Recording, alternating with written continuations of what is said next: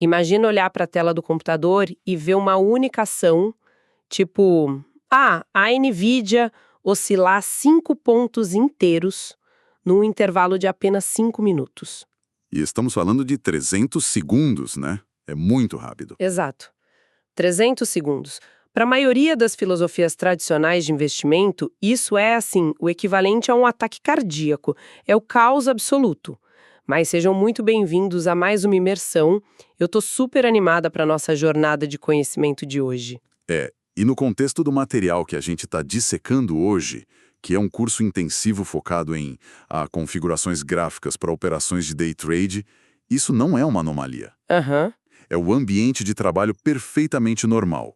O texto que temos em mãos foca especificamente no módulo 10, a configuração do gráfico RSI. E ele usa o início de 2022 como pano de fundo para descrever um dos mercados mais voláteis da história recente. Nossa, e põe volatilidade nisso. Com certeza. O alerta principal do material é muito claro. Saltos absurdos de 10 ou 20% num único dia, ou reversões de 1.000 pontos em poucas horas, não são eventos isolados. Esse nível de agressividade pode acontecer a qualquer momento no mercado financeiro. É um cenário verdadeiramente brutal. E é exatamente por essa tempestade de volatilidade que vamos navegar na nossa exploração de hoje. A missão aqui é mergulhar nas anotações e transcrições desse treinamento. E só para deixar claro para quem nos ouve, o objetivo não é transformar ninguém num operador da bolsa da noite para o dia. Não, longe disso. Seria até irresponsabilidade nossa sugerir isso. Exatamente. A ideia é muito mais analítica. Queremos decodificar a mentalidade. Aquela mente fria, calculista e principalmente estruturada em probabilidades que os profissionais usam para extrair ordem do que parece ser tipo pura aleatoriedade. E essa distinção é fundamental, porque o instinto humano natural, diante de um gráfico se movendo tão rápido, é ceder ao medo, né? O medo de ficar de fora, o famoso FOMO. Todo mundo já sentiu isso, aquela tentação de seguir uma dica aleatória que viu na internet. Aham. O que esse material nos mostra é como desconstruir essa resposta emocional, substituir a esperança por um modelo mecânico. Mas olha, para entender essas ferramentas técnicas, primeiro a gente precisa olhar para a rotina de quem senta na frente desses monitores. O documento descreve que a preparação diária começa bem cedo, às 7h30 da manhã, e o mais intrigante é o que eles escolhem ignorar. Certo, vamos desvendar isso então. Porque, peraí, ignorar as notícias. A internet inteira tá pegando fogo com opiniões sobre o Federal Reserve, relatórios de lucros, fofocas corporativas lá no Reddit. E a estratégia desses profissionais é simplesmente blindar o cérebro contra tudo isso? Isso levanta uma questão importante. O raciocínio por trás desse isolamento, ele é brilhante na sua simplicidade. O mercado diário não reage à lógica de longo prazo de uma empresa. Ele reage ao fluxo imediato, sabe? Compras e vendas ali no segundo. Tipo o imediatismo total da coisa. Exato. Quando uma notícia sai, o mercado frequentemente já precificou aquilo, ou então ele reage de forma emocional, super exagerada. O texto é bem claro nisso. Operar baseado no hype ou na esperança de que uma notícia vai impulsionar uma ação é um erro crasso. Perigoso mesmo. Faz muito sentido. A emoção da manada é inimiga da probabilidade.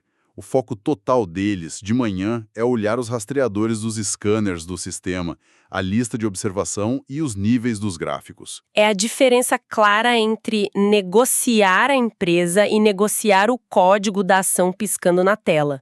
Não importa se a empresa vai lançar um produto incrível daqui a 5 anos. Não importa nada. O que importa é se há um desequilíbrio entre compradores e vendedores nos próximos 10 minutos.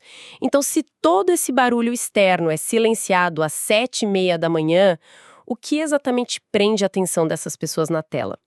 Aqui é onde a coisa fica realmente interessante, porque entramos nos indicadores técnicos. Isso. E o grande protagonista do nosso material de hoje é o RSI, o Índice de Força Relativa, do inglês Relative Strength Index. Para entender por que ele é tão crucial, a gente precisa olhar para o conceito fundamental. Que é um nome que impõe um certo respeito, né? Índice de Força Relativa. Impõe mesmo. E, fundamentalmente, o RSI é um indicador de momento. Ele mede a magnitude das mudanças recentes de preço. Isso serve para avaliar se uma ação está tipo sobrecomprada, ou seja, subiu demais, ou sobrevendida, quando caiu demais. Pense no preço de uma ação como um elástico.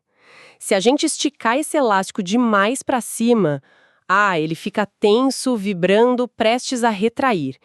Isso seria o estado sobrecomprado. Exatamente. E se for esticado demais para baixo, ele também fica sob uma tensão insustentável e quer voltar ao normal, sobrevendido. O RSI é tipo um mostrador no painel que diz o quão tenso esse elástico está. E é aí que entra o grande segredo revelado nesses documentos. Porque a maioria das pessoas, investidores comuns e até o padrão dos softwares, usa o RSI configurado nos níveis de 70 e 30. Que seria 70 para o elástico esticado para cima e 30 para o esticado para baixo. Isso.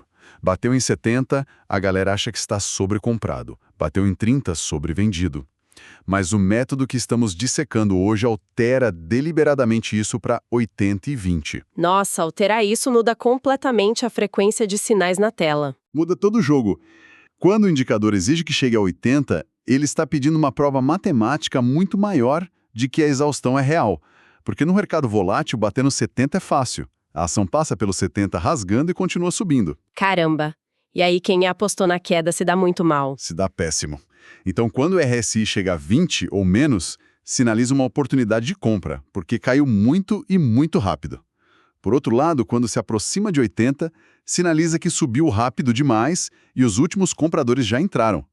Pode ser a hora de fazer uma operação de venda a descoberto, apostar na queda. A teoria do elástico e os números 80 e 20 fazem muito sentido no papel, mas como isso se parece na prática, né? No calor do momento, com o mercado ali aberto e piscando. O material descreve bem a anatomia da tela. Descreve em detalhes. É um layout bem específico. Pelo que eu vi, na parte superior ficam os gráficos de preço. No meio, o volume, que é interessante porque o texto ressalta que o volume só mostra quantas ações foram negociadas naquele intervalo, não é o indicador principal de direção. É mais para confirmação do fluxo. Certo. E aí, na parte inferior, reinando soberano, fica o RSI com aquela linha branca reveladora oscilando. E tem os exemplos práticos nas transcrições, né? Tem, e são exemplos fascinantes. O treinamento cita o caso da NVIDIA, operando num gráfico de 5 minutos. A ação atingiu uma máxima de $238,20.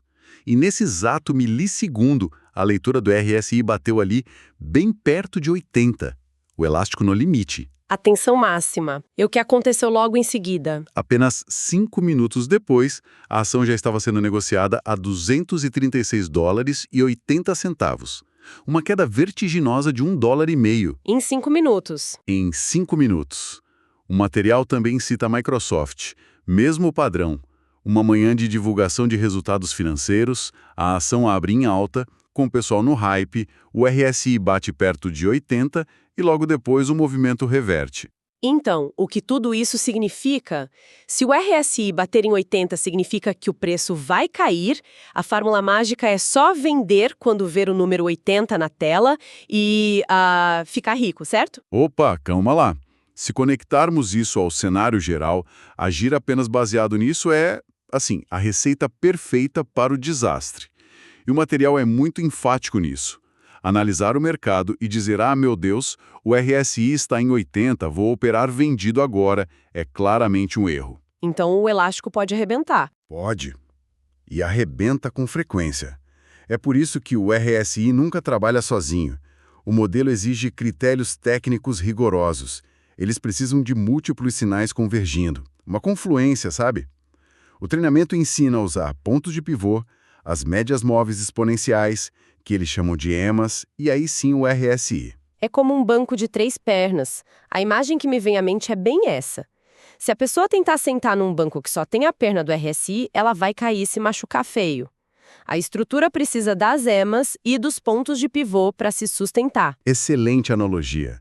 As EMAs abraçam o preço de forma mais rápida, confirmando a direção a curtíssimo prazo. E os pontos de pivô ajudam a encontrar suportes e resistências. Eles formam paredes matemáticas invisíveis no gráfico. E isso é crucial, né? Porque nessas horas de volatilidade louca, a gente fica sem teto e sem chão aparente. Exatamente. A grande lição desse texto é que eles não estão construindo uma bola de cristal. Não existe previsão do futuro. O que eles estão construindo é um modelo de probabilidade. O objetivo de colocar essas três pernas juntas é simplesmente colocar a matemática a favor do operador, para que ele ganhe mais vezes do que perca. Ah, isso muda a perspectiva de tudo. Sai a loteria baseada em esperança e entra a gestão fria de chances. E acho que isso resume perfeitamente o valor do que aprendemos hoje. Com certeza. Revendo os conceitos fundamentais, a gente desconstruiu como a frieza de ignorar as opiniões do Reddit e o barulho das notícias logo de manhã pode ser, libertadora. É o primeiro passo para a clareza. Pois é. Também exploramos o poder da configuração do RSI em 80 e 20 para identificar topos e fundos exaustos. E, por fim, a necessidade absoluta de combinar as três pernas do banco, o RSI, as EMAs e os pontos de pivô. Tudo para criar um sistema sólido de probabilidade. E pensar em toda essa estrutura criada para quantificar o comportamento emocional humano nos leva a uma reflexão bem interessante para encerrar essa análise. Qual seria? Se a gente parar para pensar, esses modelos de probabilidade baseados no RSI 80-20 tentam capturar o comportamento humano exagerado, o medo e a ganância de quem clica no botão. Mas o que acontece à medida que mais inteligências artificiais e algoritmos passam a dominar essas negociações? Nossa, verdade, as máquinas não sentem medo. Exato. Elas leem esses exatos mesmos gráficos em milissegundos. Elas não têm o tal do FOMO. Será que, no futuro próximo, a definição matemática do que é estar sobrecomprado terá que evoluir? Porque os indicadores vão tentar medir algo que as máquinas simplesmente não sentem. Essa é uma ideia fascinante. Os indicadores tendo que aprender a ler o código das máquinas e não mais a mente humana. É um pensamento incrível para quem nos ouve levar adiante e explorar por conta própria. Agradeço a companhia de todo mundo em mais essa exploração rica em conhecimento. Convido todos a olharem para o mercado e para as próprias emoções diante das notícias através dessa nova lente de probabilidades. Um abraço e até nossa próxima imersão.